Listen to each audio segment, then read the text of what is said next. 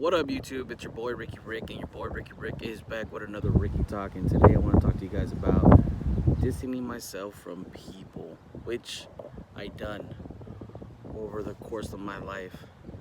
I have distanced myself from family, I have distanced myself from friends, and I distanced myself from coworkers. You named it. Why did I do that? I wasn't always this way, you know.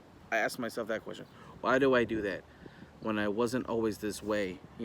People who know me, people who talk to me, people who see how I am would say that I'm a good person. I want to say I'm a good person because I don't do shady stuff. I don't do anything to harm people. I don't get involved in people's business. I actually, when I try to help someone, I do it out of the kindness of my heart and because I feel it's the right thing to do. But, over the years, I learned that people will hurt you, people will let you down. People who are closest to you will say the darnest things about you that you'd be surprised.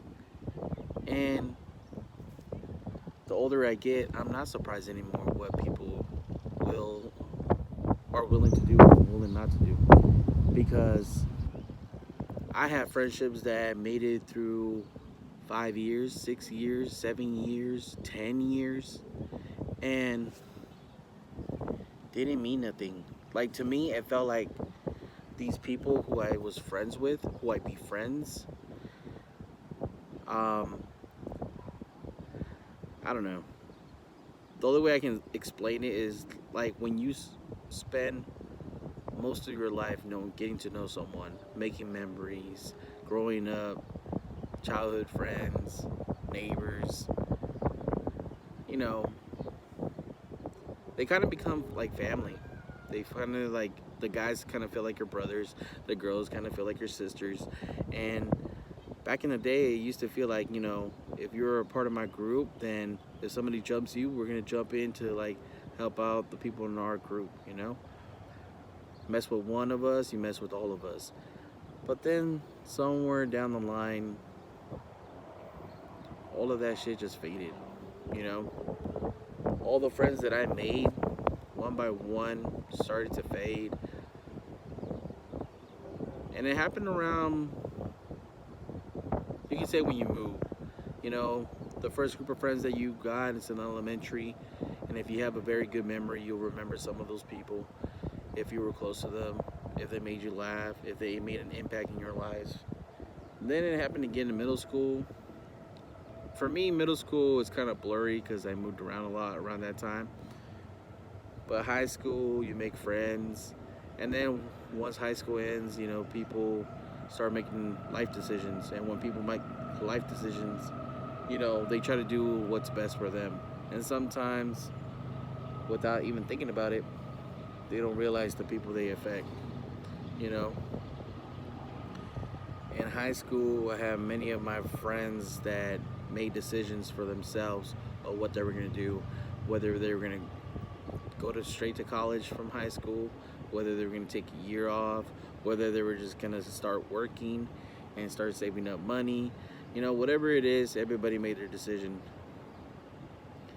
And becoming friends, staying in touch became less and less important. And that continued to happen when meeting girls. It's funny how, like, getting ready for the weekend to have fun, go out, you know, to have a good night, right? The whole point to go out on the weekend is to get together with your friends and make some memories and have a good time. But what ends up happening while you're having a good time is that those people who are having a good time meet other people who are wanting to have a good time, and they end up liking each other. They end up being attracted to each other. They end up fucking with each other. They end up fucking their lives up, meaning in the sense that sometimes that love, that fuck can turn into love, like, or that fucking into hate and not wanting to be with each other, which causes friction in the group. Meaning they don't want you to hang out with this person. They don't want you to talk to this person, and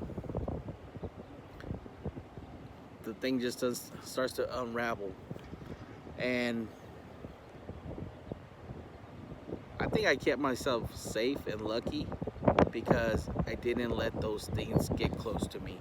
When drama and shit started to build, I kept that shit as far away as possible. Like I would always tell my friends, your bullshit, your drama that you bring, or that shit that you have going on in your life, don't bring it in my house. I'm your friend. You can talk to me about it. I can try to help you, give you the best advice that I can. But if you bring that shit around my family, then you're fucking with me now, because now you're stepping in my territory. You're in my house, and if you're in my house, you're gonna respect my rules, and if not, we're gonna have problems. Luckily, in my life, I didn't have that issue. But like I said, when I'm in other people's houses, when I'm in other people's territory, I have no control what happens. Um, I always been there for my friends. I can say that honestly. I always been there for my friends. Anytime they need me, anytime they call me, anytime they want to text, or anytime they need advice, I always been there for every single one of my friends. I can't say the same for my friends, because my friends are no longer a part of my life.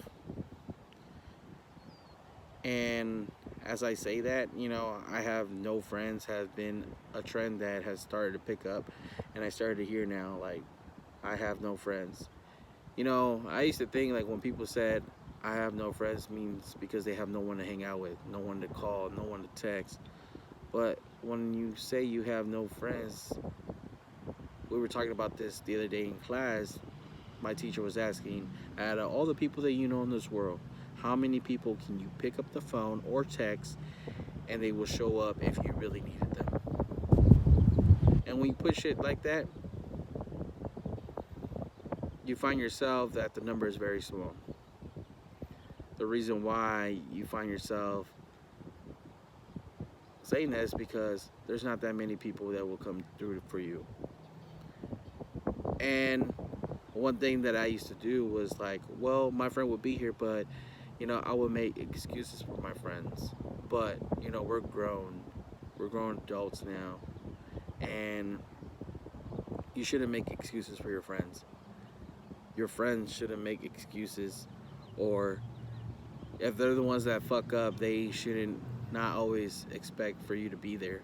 At some point, you're gonna get upset. At some point, you're gonna say, enough is enough. I need to respect myself, and this person doesn't respect me. So how can I call you my friend? You know, I feel like friendship is kind of like a relationship. It's got to be mutual. It's got to be 50-50. And growing up as a kid, that shit seemed a lot easier. Making friends, you meet someone, you say hi, you start talking about the cartoons you watch, the things that you like. You start to bond because you found something that you guys both found in common, and you go from there. Next thing you know, you go get some food, you drink some sodas, and next thing you know, you're friends, and you do it all over again. The older you get, now it's like, especially with social media now, I think that shit's a fucking killer, because now you're looking at views, you're looking at likes, you're looking at what people are doing, the places that people are going, and it's just like, it gets it all in your mind. You're like, oh fuck, this person's doing this, that person's doing that. Oh, and you want to take a picture here, you want to take a picture here, but you're not really enjoying the moment no more. You're just trying to be a part of the trend, trying to be cool. And back then, it's like the the people that had the most friends in class, or the person that everyone wanted to hook up with, was the cool person, And now it's like, oh, the person who has the most likes, the most views. Sometimes I get surprised to this day that I see people who have so many followers, and they're watching my channel, and I'm like, what the fuck? Why are you watching my shit? You got way more subscribers, way more people following you. You must be interesting. But then I go to their page and I see why they're got so much following, because they're taking their clothes off. They're showing skin, and they're showing boobs, they're showing booty, and it's just like, I guess that's what you want people to know you for. Me, I want people to know me for who I am. You know, a lot of people can have their opinion of me, and people have had their opinion about me, saying that I'm a player, saying that, I'm this, I'm that. But none of those people who talked about me growing up got to know me. So it's just funny. I don't judge people anymore, whether they're poor, broke, or whatever. I don't judge people. You got to get to know them. That's how you get to know someone. Hang out with them, talk to them, ask them questions. They might surprise you.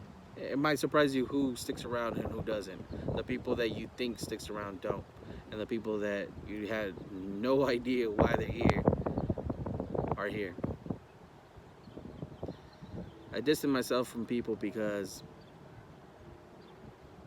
when I realized that the friendships that I had longer than 10 years didn't last, it made me feel like any of the friendships that I would make, no matter how long I made them, wouldn't matter. So I distanced myself from people, became sort of an outcast, and just always did me. And I try to live my life as happy as I can. To this point, I have to say I'm okay, and I remain strong because I see a lot of people that can't be alone, don't know how to be alone. As for me, to me, it's just another day. If there's anybody out there who feels the way I feel or think the way I feel, well, if you're watching this, now you know you're not alone. This is some real shit. Just shit that I wanted to get off my chest. As always, it's your boy Ricky Rick. If I'm not making you laugh, not making you smile, not keeping you entertained, your boy Ricky Rick ain't doing his job, and you already know.